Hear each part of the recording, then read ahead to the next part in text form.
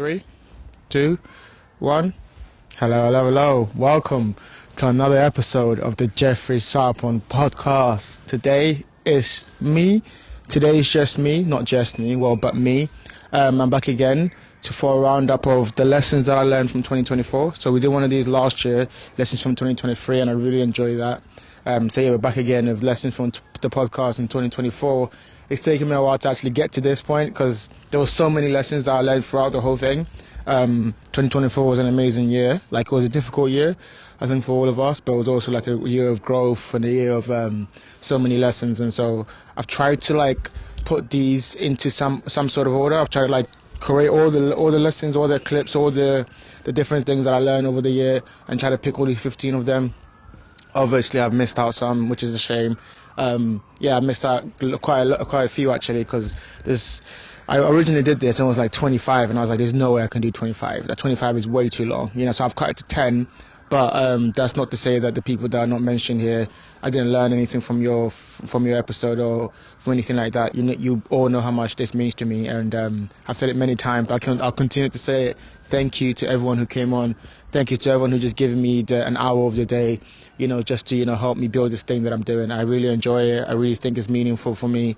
But yeah, I couldn't do it without you. So obviously, thank you so much to each and every one of you for even giving me the chance to interview you. Okay, so first off, I wanted to start with some honourable mentions. Obviously, not everyone could make it into the 15, but there are some that I really enjoyed. So first off is Jimmy. So Jimmy, your episode, the clip that we had, Drake versus Kendrick, who's the better artist? That was a very, very good clip. I really enjoyed that one. I think I enjoyed it because it was just both of us kind of talking from a place of truth. The battle was crazy, and even to see the after effect of it now, even still how both of them are reacting, it kind of really changed my perspective on Drake. But that's a whole nother conversation that we should have. But yeah, I really like that one, so that's an honorable mention. Isabella, your episode 2, I really enjoyed. The adaptation to the UK one was hilarious to listen back to it. Or you just going basically all the stuff that you found that we did that was very different to where you were from. I thought that was really cool. And you were really insightful in that episode, really knowledgeable, and just really well spoken. So thank you for that also. Another episode that I really enjoyed was the one with Meg. So how did we really become self-aware? That was that episode came at a difficult time for me. I think it was one of those things where I had to really take time to really I think I was initially going to take time off the podcast and not do an episode for a month or two. But then I was instead of actually just thinking about these topics on myself, going through these emotions by myself, I should really get on a podcast and speak to someone about it. So it's good to have Meg there, because me and Meg's relationship is like that, where we can be honest with each other, but also we can learn from each other. And I think that was a very big one for me.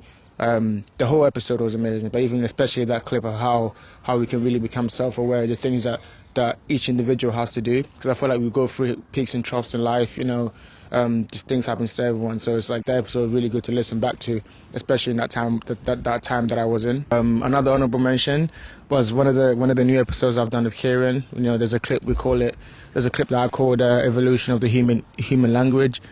I mean, that whole episode was incredible. I think I have some clip from that episode that I must have included in this later on, but we really did really well on that one. So I'm very, very happy. I'm very, very happy to have recorded that one. That was such a fun episode to record. Just both of us going back and forth over these things that we find interesting.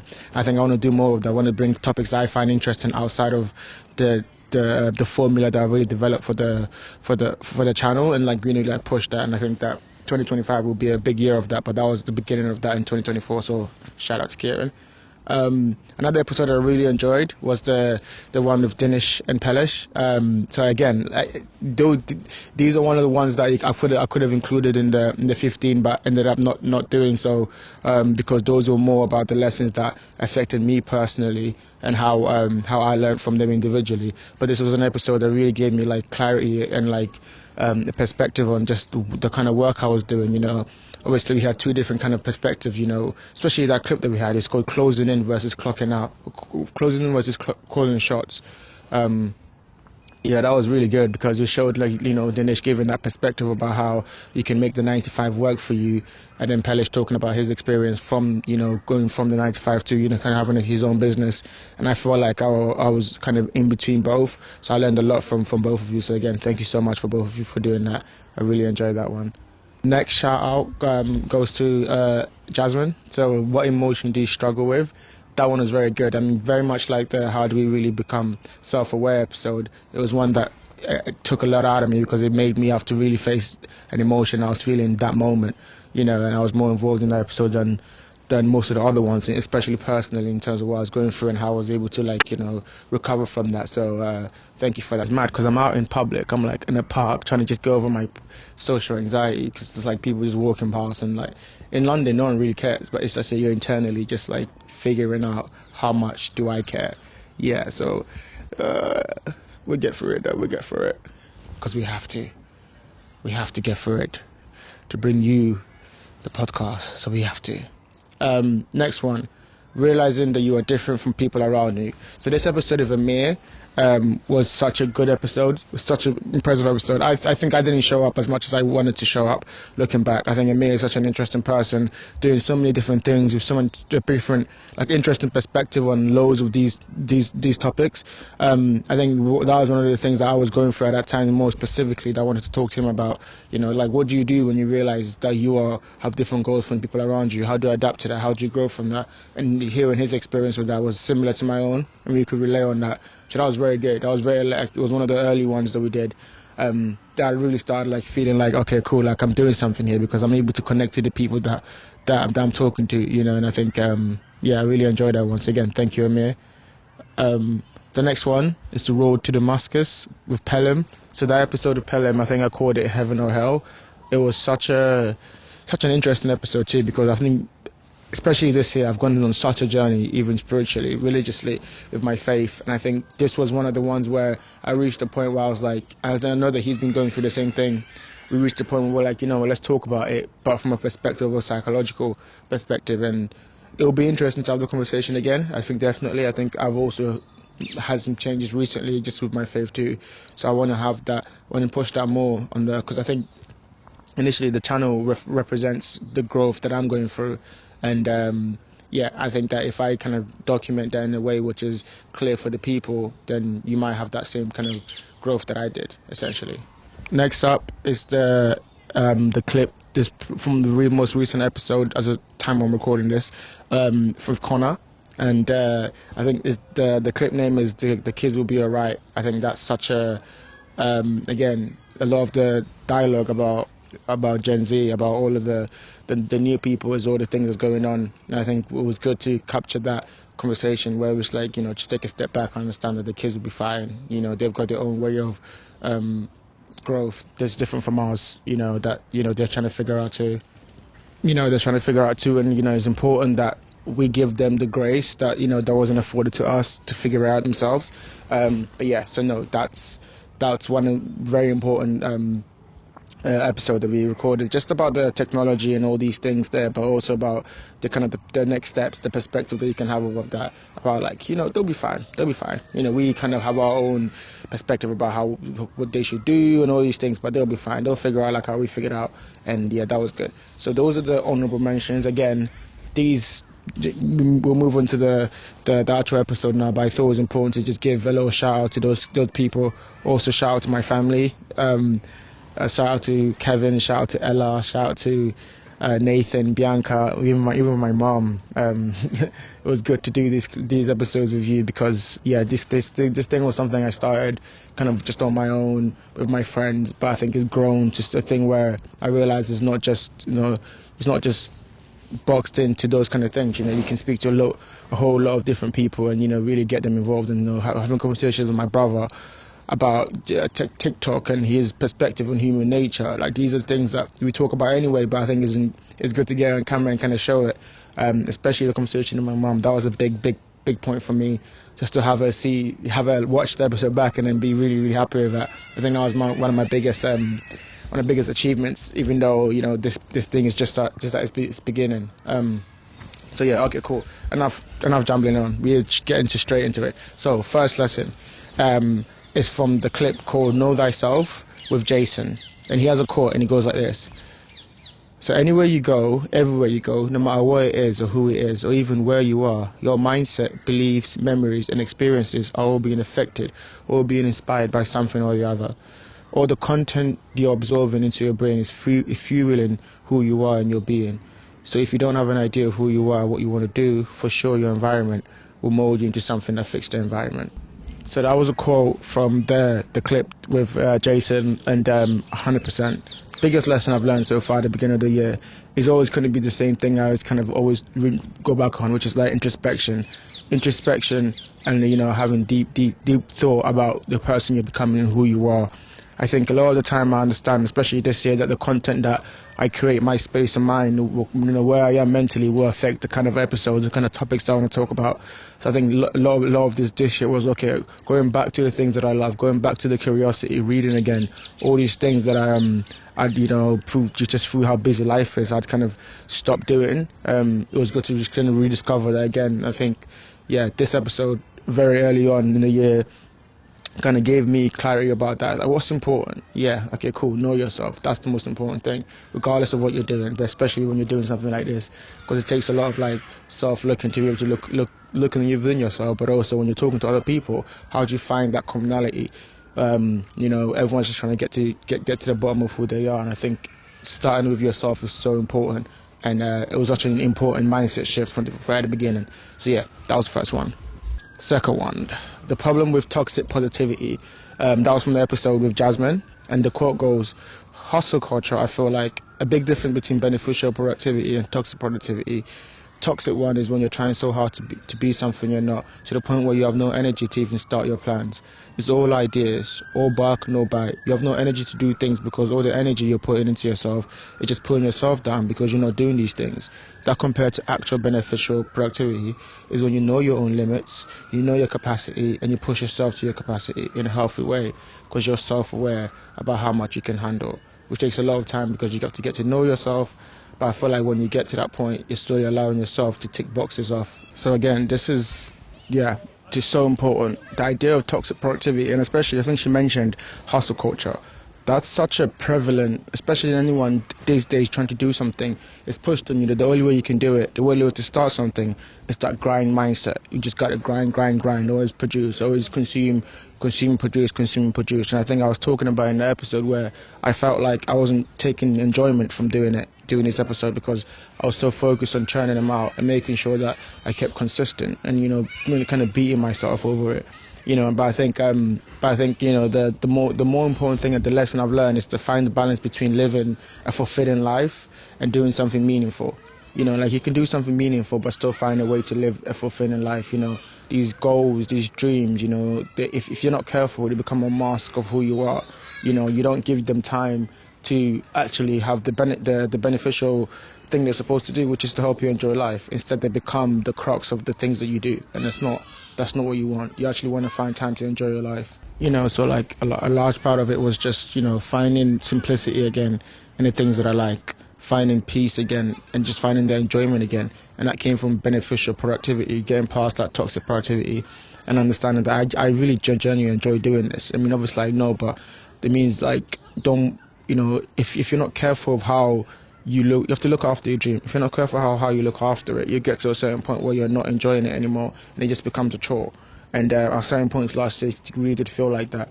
But it was a lesson I had to overcome, understand, kind of retrace my steps. Why do I do this? I do this because I like talking to people, and that's the most important thing.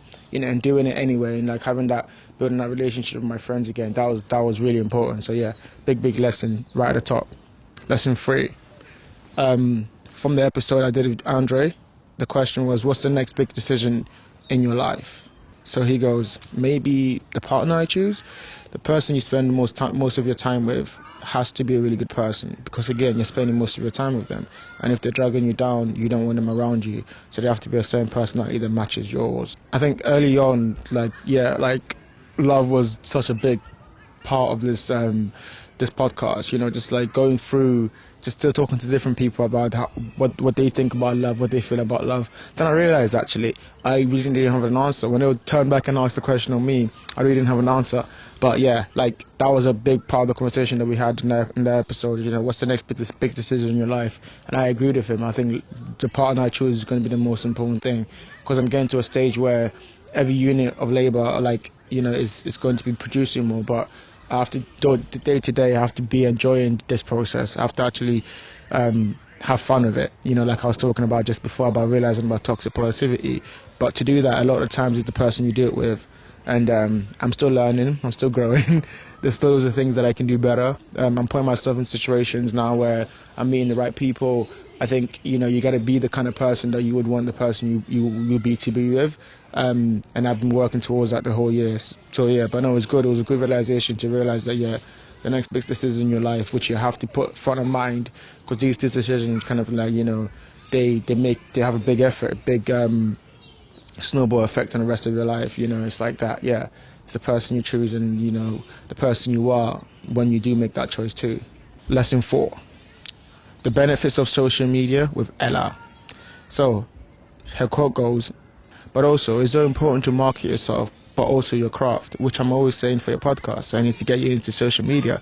It's so important nowadays for businesses, everyone really, in building personal brands, which I've done from a young age, and just seeing how many opportunities that comes up. 100% agree with Ella. So this was big. This is probably one of the biggest lessons that I learned last year. It was embracing new media and sharing my work online on Instagram, which is where I've began doing it, but also putting myself out there so I can engage with other people. A large part of this podcast is meeting new people and talking to them and engaging with them. But I felt like I couldn't control the content after I let it out. So I would always kind of like hold it and be like, no, I don't want to post. Even on TikTok, I still don't want to do that, you know. But yeah, I let that conversation about it just really taught me, put things in perspective, because she's so successful. She's so successful in what she's been able to do, and it's just about controlling what you want to put out. You know, it's like I still have doubts about the effects it can do, but I think that if you're able to control it in a way which is beneficial to you, you can really like maximize the effects of it. You know, again, it's just a tool. It's just a tool like anything else. But are you able to use that tool knowing that its drawbacks? And I think I'm still finding the balance. But yeah, the benefits of social media is such an important lesson I learned last year. Lesson 5 is from the episode with Ethan. The clip is called Freedom, Perspective, and Class Mobility. So the quote goes, I don't think necessarily what class you are impacts what goals or aspirations are. I just think that depending on what class you are, you'll have different opportunities to get there. And that's the fuck thing about it. So like, someone who's the lowest class you can possibly be could have the exact same goals where they want to get as someone in the highest class, but it's easier for the higher class because of money or connections or whatever it is. You can sort of change class because you can earn money, which then makes you do things which people in different classes do, and then technically you're part of that class, but it's just a construct really. It's just about the opportunities and activities you do which define the different classes. You know, it's like a lot of time I think about where I want to take this podcast, and I often thought about the class mobility in England and how difficult it is to reach different classes. And I was just thinking, like, you know, I want to really break into the academic sphere, like all these different places, just to find out, because I think there's great conversations to be had, especially different classes. But this conversation kind of taught me a lot of things, you know.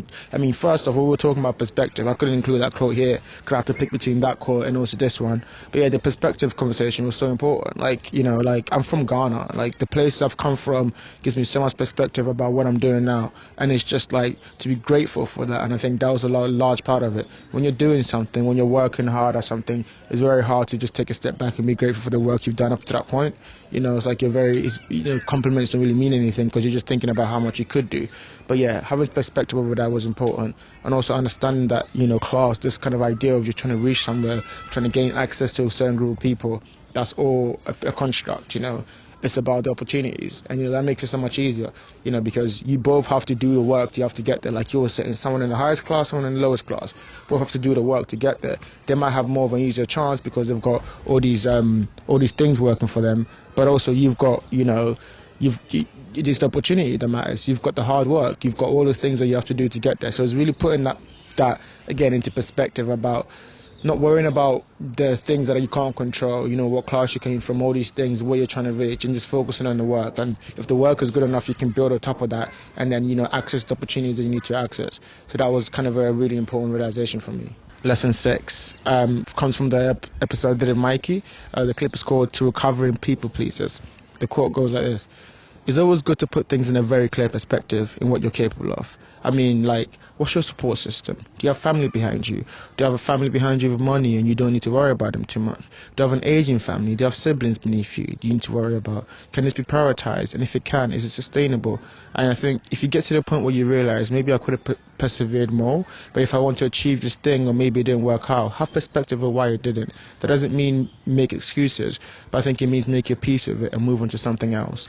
You know, like, this whole episode was very important as a recovering people pleaser myself, to kind of have that conversation in perspective. And I think we both kind of got to that point in the conversation. We were talking about having a clear idea what it is you're chasing, what it is that you want. You know, it's like, you know, like, I've always had a full-on approach to life in everything I do. I'm high energy, hyper. Everyone who knows me, I'm hyper, and I like to do things, you know, with the biggest kind of, like, you know, bravado and show of it. But also that means that when I run head on into something, I just try to find ways around it instead of just thinking, actually, maybe I'm headed in the wrong direction. I think a lot of the time this year when I've had emotional turmoil is because I've not realized that I've kind of been running headlong into something and trying to push through it, and figured out that, you know what, this thing ahead of me, I can just find a way around it, instead of thinking, is this what I want? You know, like, you know, or maybe I want something else. What do my circumstances dictate? And not let it kind of like constrict you, but like, you know, find different ways around it. There's so much opportunities. There's so much things that we could do, but we get so bogged down on it because we just kind of fixate on one thing, just think, okay, how do I push through it? You know, it's coming back to that conversation I talked about with class mobility in the last one.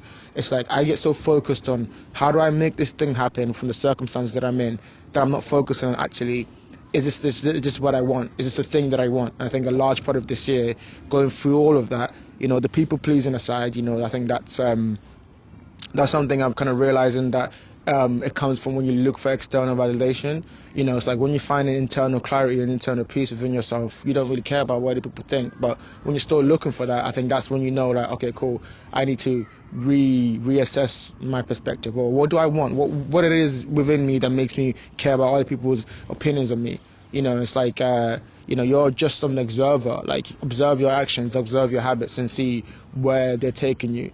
And yeah, a large part of that was like, you know, having that kind of step back and look at it. I said, what is the things that I want? You know, why do they matter to me? And figuring that out was very important. Lesson 7. So this was the episode I did with Luca. It's called Getting Started in Jiu-Jitsu. His quote was like, I feel like I've had a natural, like, I don't know, like, I just like wrestling. Definitely submission wrestling. I was like really fascinated by that stuff. You see in the first UFC, Royce Gracie comes in, right? He's this big fucking dude. Not Royce Gracie, the other guy. He comes in and he's wearing a gi. I don't know why you wear a gi to an MMA fight. The other guy doesn't have a gi.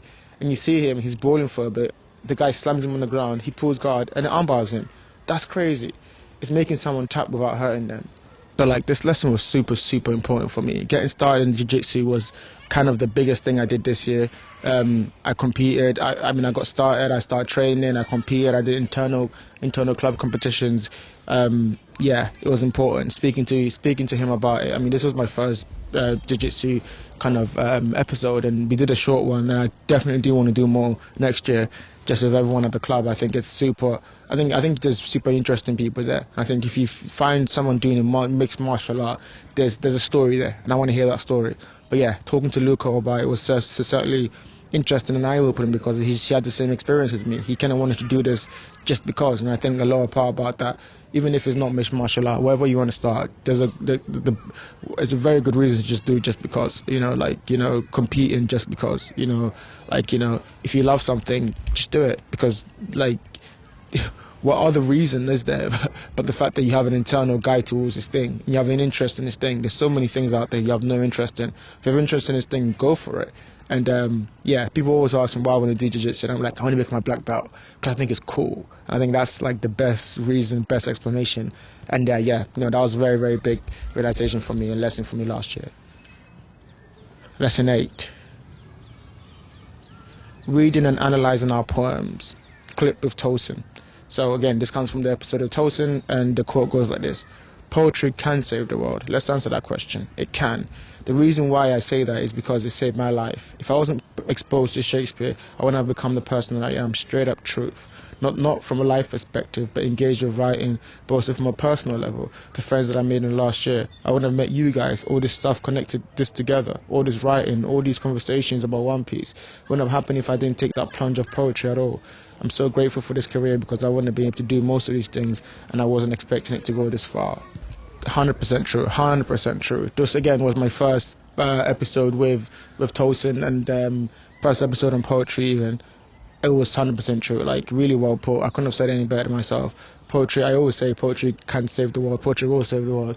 Like poetry is such like an honest expression that it kind of forces you to look within yourself, and it forces you to look within yourself about all the things that you know you can improve, and then that just helps you kind of put perspective on life, you know, and like just the people that makes you meet, it's the kind of people that makes you meet, people who are honest and like introspective and self-aware, and then like just interested in expression, you know, like those are, you know, those are a very few group of people.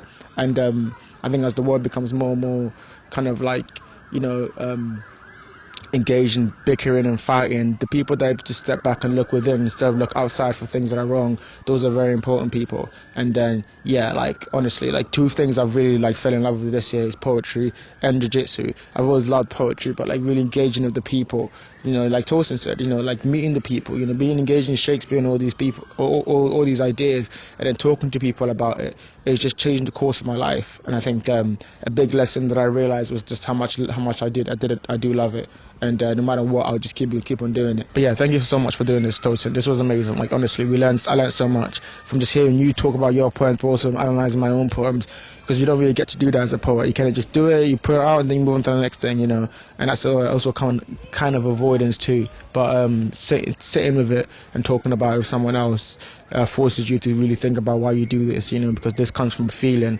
And there's loads of people out there like that, and so I want to meet more people who write poetry, and I'm really, really engaged in that. So yeah, look out for more episodes like this, definitely. Lesson 9. So this comes from my episode with Courtney. It's called The Concepts of Diaspora. I always say that wrong. The Concept of Diaspora in Art, and then Jean-Michel Basquiat. And the quote goes like this: all her ideas for art are coming from her experience. She's mapping her experience through art, like literally just making it visual, but also telling a story, because as an artist you also get to tell your reality, and people are interested because you made this beautiful thing. And this is the reason you made this beautiful thing. You can read the time by the art produced during that time, because it reflects the norms of the time, the ideals of the time. You know, this perfectly encapsulates why I write poetry, or I do even the podcast. You know, this is the reason I express myself, because I understand that to be the case. You know, you're mapping out your story. You're kind of making people understand you retrospectively. When you look back on this, or even I look back on this, I'm a bit older, I'll be able to see me for who I am today, and I won't really understand the things I went through or why I did. But these kind of like, I'm in a park right now, people around me, and it's cold, I'm doing this. I might not remember that feeling, but like I can see myself speak about it, you know. And I think a large part of that is just part of the growth or part of expression. Even when it comes to poetry or writing, I want to be remembered. You know, and it's kind of pretentious, but I think like, no man, fuck it, because there's that one person or one girl, you know, and I don't want to be remembered by a large group of people. I don't want to be famous. I just want that one person that, you know, like reads my work and goes, I like what he's saying, I relate to what he's saying, his experiences, you know, his perspective on the world, I'm interested in that, you know. And I think I know so many writers have done that for me, so I know it's possible. And I think that's the point of it, you know. I think that's the point of expression. That's the point of creativity, you know. It's like there's this idea that we're all kind of one consciousness, you know, and it's very hard to get yourself around that. But when you see art, when you see expression, you kind of see where they're kind of trying to say, you know, because how can we all relate to this thing from totally different perspectives? You know, we're just the universe kind of seeing in it itself. That might be too abstract, but like, just the practical sense of having a book that someone in the future will read and be like, I relate to this person, even though I've never met this person, I've no life experience just like this person. It's something I really, really like. I really look forward to, and I think this conversation with you was amazing, because we get to talk about Africa and art, which is something I want to push more, because I've not done that at all. I've not even like kind of viewed it properly, which is just such a shock to me. But yeah, definitely more of that, definitely a big lesson I learned. So thank you so much for this episode. Lesson 10. This comes from the episode I did with Christina. The clip is how to overcome fear and expectations. Her quote was, My main weakness was me putting too much pressure on myself, me having too much expectation. It's almost like I was not treating myself like a human being. Other people are allowed to go through stuff, but for some reason I'm supposed to pick it back up. It came from me trying to be kinder to myself, to be more compassionate to myself. You know what? As much as I like to be super successful, this and that, you're human. Doesn't matter how successful, how productive, you're human at the end of the day. I would always compare myself to everyone else, and I'd have crazy expectations for myself. Even when I was accomplished, I didn't feel accomplished. So what's the point? From the outside, people see me like, okay, you've done well for yourself, but I didn't feel that way. I felt very small because I expected myself to do more. I mean, what a quote. This big lesson for me perfectly encapsulates, I think, not just me, but a lot of the people I know and the feelings we have towards ourselves. So yeah, shout out to Christina for that quote. That was a banger. But yeah, the curse of the insecure overachiever. The curse of the insecure overachiever. What does it mean to go for goals when inside of you the measurement that you're using is insecurity? It's like it's never going to work. And I think I had to realize this too, because if you can achieve things and you still don't feel any pride in it and you don't feel any accomplishment in it, then what are you doing it for? What's the point? I think coming back to what I said at the beginning of this episode, it's so important to have clarity about why you do things and to have clarity about the feelings that you have about doing things, especially when you're chasing a goal, because you could get lost in that. You know, like I have exactly what she said, you know, like I felt small because every time I accomplished something, I thought I could do more. I could do more of it. And people would tell me, well, you're doing this thing, you're doing really good here. But I was like, yeah, but you don't know how good I could be. You know how much I could. And it's like, well, that could be true, but you could also be very, very happy with the position you're in, because like 5 years ago, you'd have killed to be in this position. When I was not doing anything, when I wasn't doing this podcast or doing the poetry or doing the jiu-jitsu, I was, you know, kind of talking to myself about all the things that I could do. And, you know, I was putting that pressure on myself to do it. And I think what got me here was not want to get me the next place. That's realizing that what that kind of motivation that I needed, because some people do need that when they're at that place, you know, like you need to work harder. Okay, I did, and that got me here. But this same kind of mental models won't get me to the next place. So it's realizing that and having that honest conversations in myself about like, okay, cool, if I'm this kind of person, how do I get out of that? You know, and I think a large part of that has been taking the time, just honestly taking time, walking, clarifying what I want, clarifying what I get from this. You know, it's not about the accolades, it's about the conversations itself. It's about people coming up to me afterwards and being like, man, like that episode that I really enjoyed. And it's always the most vulnerable episode. It's never the episode where it's like, oh my god, we're speaking so fluently and all these things. It's the episodes that I know that human beings will connect with, and that's why I want to do more of that. And that's got nothing to do with me. I think that's kind of what comes when you're thinking so much about you. That's when you get into these traps of like, oh yeah, you know, you're insecure and you know, and you want to always keep doing more in order to fill that void. But that void just it goes when you just start doing it for other people, because you know it's not about you. Just get yourself out of it as much as possible, and then yeah, you know, that was a fantastic episode, fantastic insight, and yeah, such a big lesson for me. Lesson 11. Comes from the episode I did of Campbell. The clip was falling in love with skateboarding. The quote goes, skateboarding is just cool. Maybe it's not for everyone, but for most people watching someone skate, it's just universally accepted as cool. I always think about how you could actually move, how your body ends up when you're mid-trick or something. I always just think it looks cool. Not the board, but actually you. How you look mid-flip is actually just cool.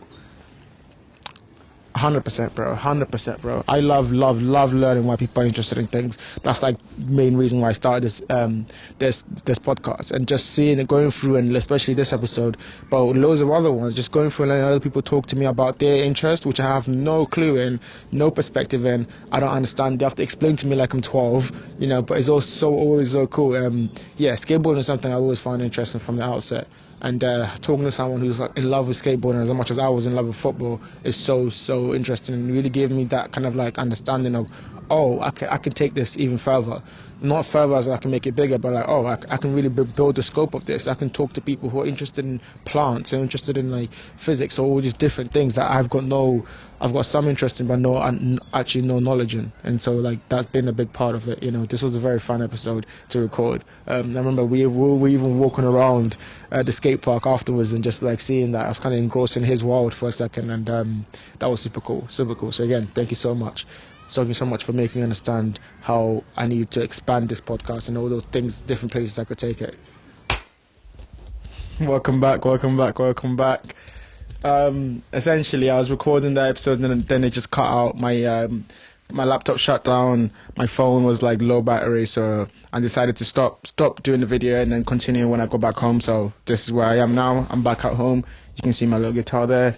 But yeah, okay, cool. So I was just watching it back, and dude, man, I was really, really nervous. I think just being out there, out in that cold, man, there was so many people just walking around, people watching me as I'm talking about like what lessons I've learned and saying the things about deep stuff and like completely out of ordinary conversations. But anyway, we're back. So let's continue. So we were on lesson 11. So that was the last one that I had with Campbell. So just to keep going, the next lesson is lesson 12, and it's it's called "Do People Love You for Who You Are or for What You Do?" And it's from my clip with Timmy. It's my episode that I did with Timmy.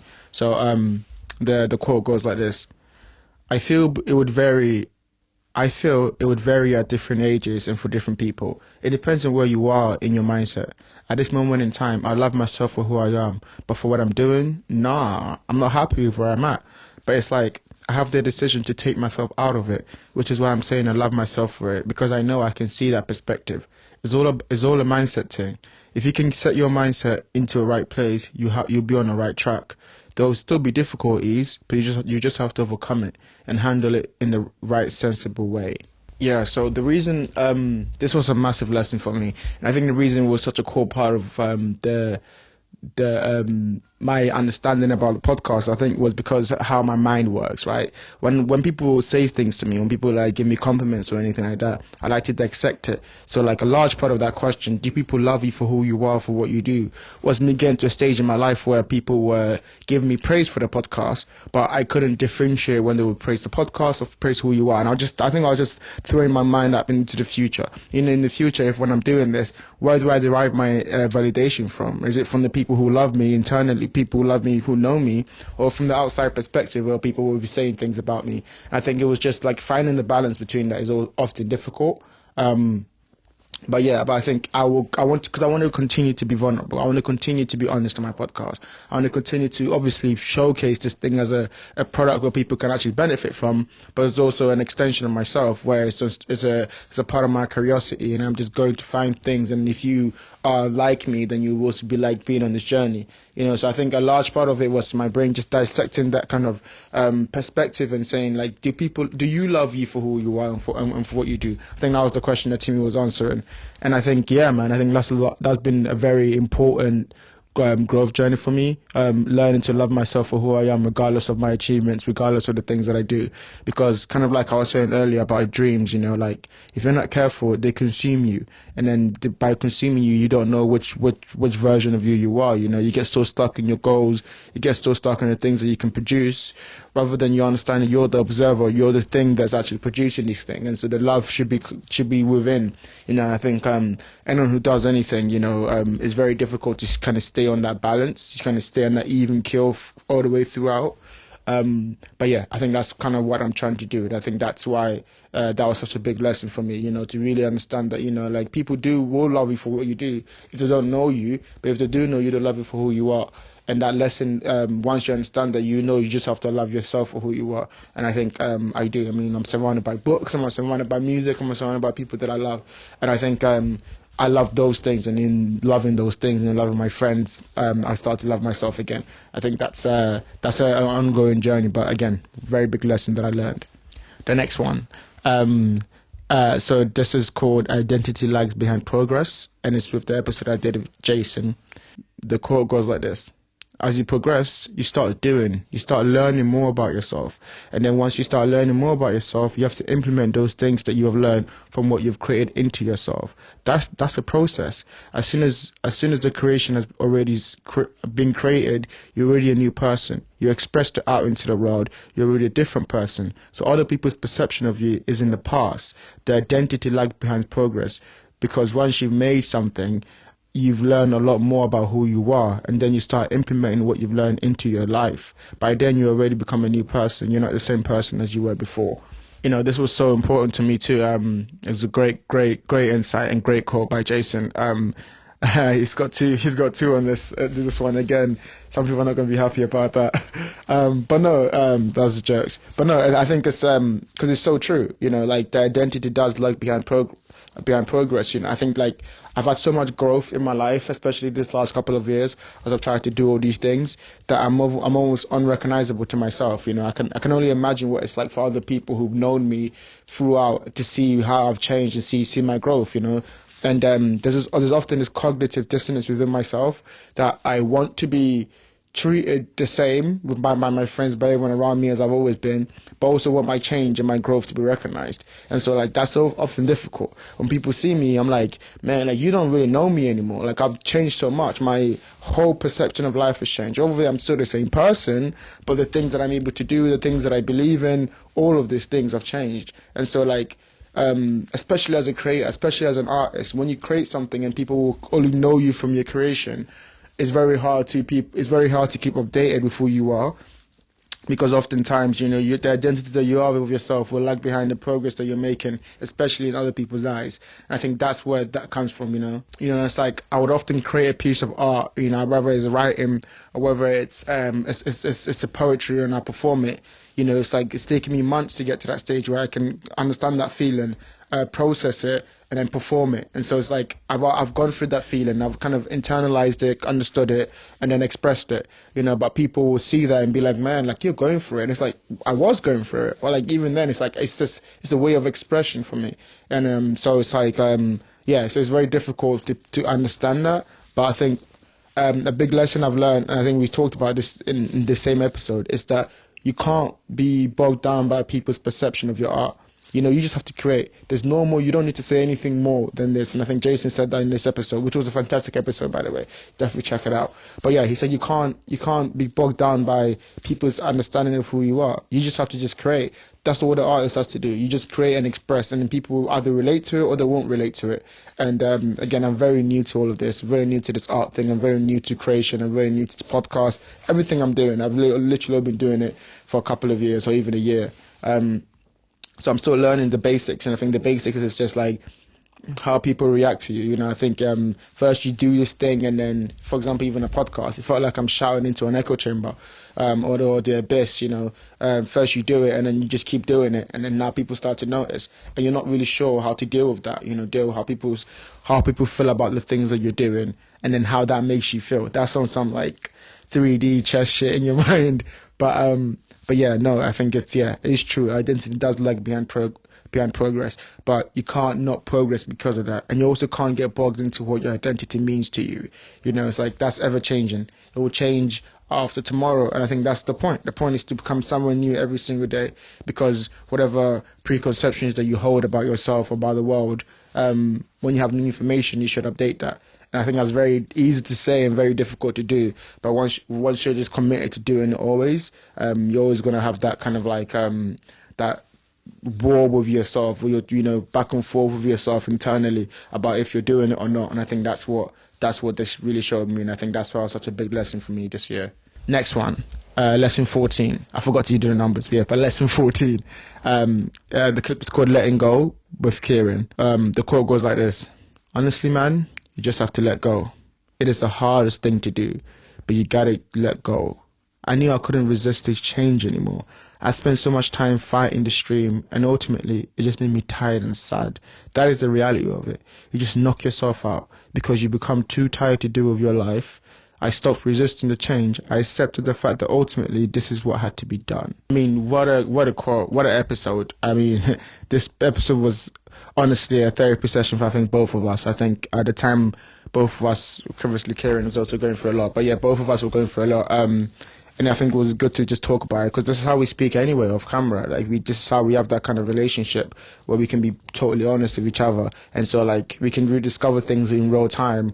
I think that's what you guys got to see in that moment. It was us kind of like getting to a point through conversation where he made a realization, where he'd already probably made it in his mind, but vocalizing it in that episode. And I think in that clip, he did that really well. And I think it struck a chord of a lot of people. And I know people have reached out and be like, yeah, that episode really struck a chord in me. And I completely agree.